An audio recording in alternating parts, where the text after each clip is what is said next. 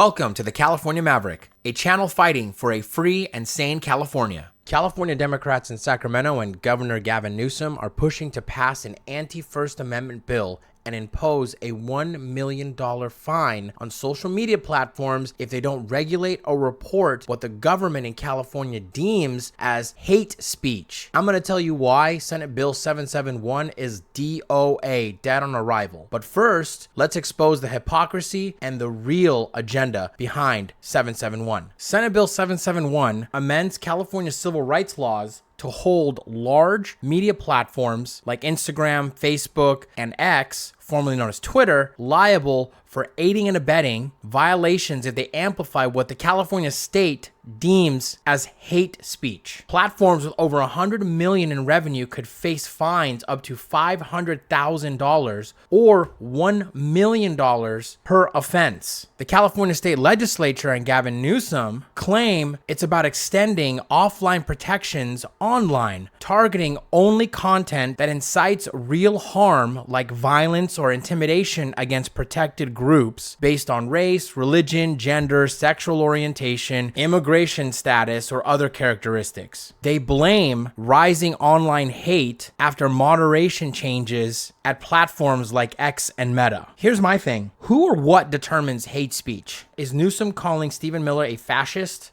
on his X account hate speech, since it could incite violence towards him or his family? To this day, you have thousands of people on Blue Sky and other social media platforms like TikTok justifying the assassination of Charlie Kirk. They still think he was a racist, Nazi, and fascist, which is quite the contrary of who he truly was. You've had the mainstream media and years of calling our president and anyone associated with him fascists and Nazis, to the point where they've convinced 20 to 30% of the country they're actually fighting Nazis and fascism, calling and inciting for violence on social media platforms. Is that hate speech? Is the California State Legislature, a Democrat supermajority, going to dictate what and what isn't considered incitement to violence through speech on social media platforms? Major heat online tonight over a proposed California law. It attempts to hold social media companies accountable for threatening content. A proposed California law is getting into the center of the free speech debate online. The bill specifically targets major social media platforms such as Facebook and X. It would place up to $1 million fines and civil penalties for the role platforms could play in hate crimes by amplifying threatening content or using algorithms that push it. State law already punishes individual people who do so. I will guarantee you that Newsom thinks me calling him out for letting 12 senior citizens burn alive in Pacific Palisades, I would guarantee him and his social media team would consider that hateful content. In no way, shape, or form is that accurate. Ed Howard is the senior legal counsel for the Children's Advocacy Institute at the University of San Diego School of Law. He helped Democratic lawmakers write the proposal. The First Amendment protects offensive, salacious, insensitive, horrifying, terrible things that people say. The bill is in fact about the right of Mr. Pratt, the right of me, and the right of every single one of your viewers to be protected from threats of violence in response to his speech if those threats of violence would legitimately and reasonably place a regular old person in fear for their lives or being harmed. Is this an attempt to have the government dictate what social media companies can keep up or down? No, it's the other way around.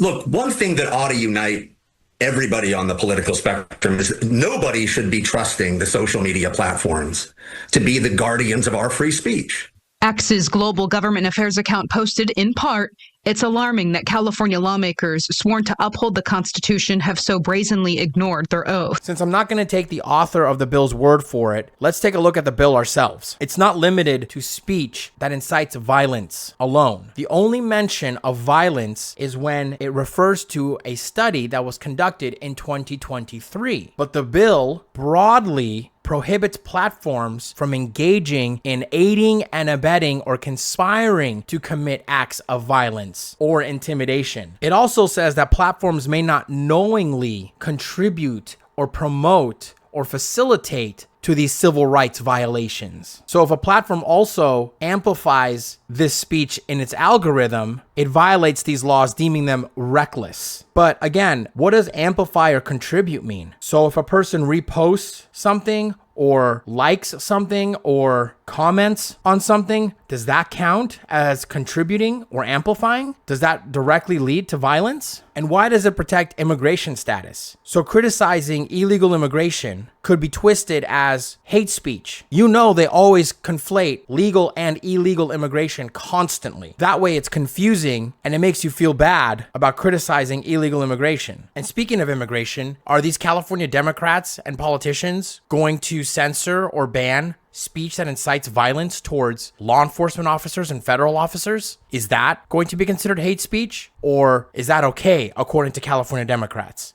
Honestly, I think if you're an immigration lawyer, you should just start carrying a gun around, and whenever an ICE agent tries to detain someone illegally, you just take that gun and put it to the head of that person trying to detain them and pull the f***ing trigger. Start bringing cordless hole punchers to the music festivals. Hole punch ICE. They want you to stop dancing permanently. How about you make them stop dancing permanently? Hole punch ICE. This exposes the Democrat hypocrisy, and it's constant with these people. I bet you they won't regulate left-leaning platforms like Blue Sky, where 90% of the users celebrated Charlie Kirk's assassination and wished death on his young children, a 3-year-old girl and a 1-year-old boy. That's probably okay in their eyes because Charlie Kirk was a Nazi and a fascist, right? But what's even more disgusting is they came out with this bill not even a week after Charlie Kirk's death to stop quote-unquote hate speech and blaming it on X and Meta. You never let a good crisis go to waste. And Newsom ranted about no free speech under Trump when Jimmy Kimmel was briefly removed from ABC. Yet the same people cheered when then Twitter banned President Trump, using the argument they're a private business, they can do whatever they want. But now, when it happens to them or their quote-unquote team, Jimmy Kimmel, it's censorship. And did we forget about 2020 when Google, Facebook, YouTube censored conservative voices or fact-checking conservative posts or any type of post that questioned the narratives of 2020, especially as it related to COVID-19 and the vaccination, using biased fact-checkers that were basically paid propagandists for the DNC? You have a senator, a California state senator in the state legislature, Scott Wayner, who threatened to break up Sinclair for dropping Kimmel, then accused Trump of pressuring the media, basically doing exactly what he condemned. You have Newsom posting a picture face swapping President Trump onto Maria Antoinette. By their standards, that's classified as hate speech, right? It's transphobic, you're misgendering. Is that only applicable to conservative, right-leaning voices? You see the problem here? Do you see the hypocrisy? Whatever suits them and is politically expedient is how they abuse their power. And I constantly see comments and users on these social media platforms like YouTube and X saying that platforms now are right-leaning because Meta refuses to get involved. X, now bought by Elon, is neutral. It's a 50-50 split, and he removed a lot of regulations and bans. So X has become a true free speech platform. But yet, they're saying that all these platforms, the mainstream media, local news, are all right-leaning, right-wing propaganda platforms. Now, we also have to talk about the media's role in this. Legacy and corporate media does not help, because Republicans have really mastered these simple, repeatable phrases: the border crisis, the failure of Bidenomics, radical left extremists. And then you've got Fox News and talk radio and social media. By the way, social media, most platforms being skewed to the right in terms of the messages that dominate. And they just hammer it every single day.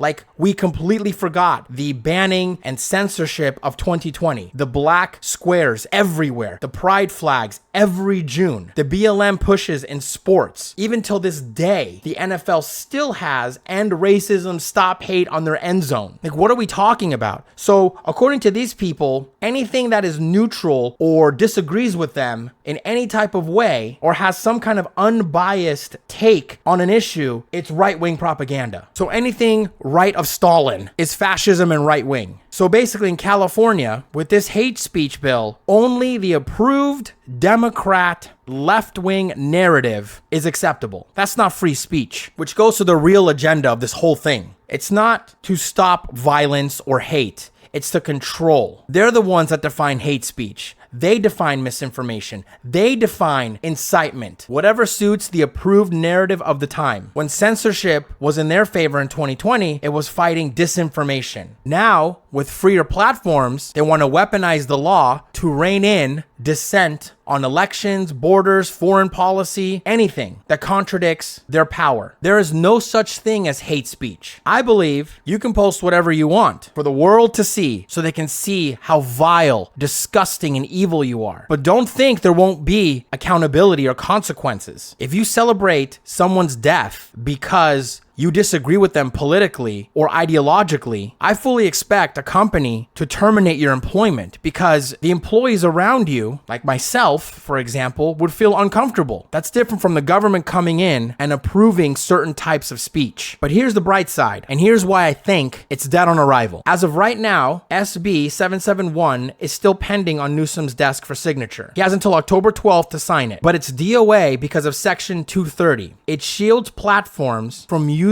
content liability. That means social media platforms can't be held liable for what their users post, regardless of what it is. California's Constitution, Article 1, Section 2, protects free speech without restraint, and so does the U.S. Constitution's First Amendment. So therefore, the Supreme Court, if it's signed and gets to that point, will strike it down, because similar laws have been also struck down. These defenders of democracy and the fighters of fascism sound pretty authoritarian to me, violating their own state's constitution and the U.S. Constitution. Lastly, Newsom won't sign it because he's eyeing the presidency and he knows most voters, especially moderates, won't approve of it. This may fly in California, Washington, New York possibly, but not in the swing states. And we all know what happened in the 2024 election with swing states. They all went to President Trump. So he's politically savvy. As a vile and disgusting of a human that he is, he's also very cunning and politically savvy. I don't think he wants to be known as the candidate that banned free speech. Anyway, let me know what you think. Do you think this is dead on arrival, or do you think Newsom will sign it into law? If you like this video, leave a like and possibly subscribe. Thanks for watching, and I'll see you on the next one.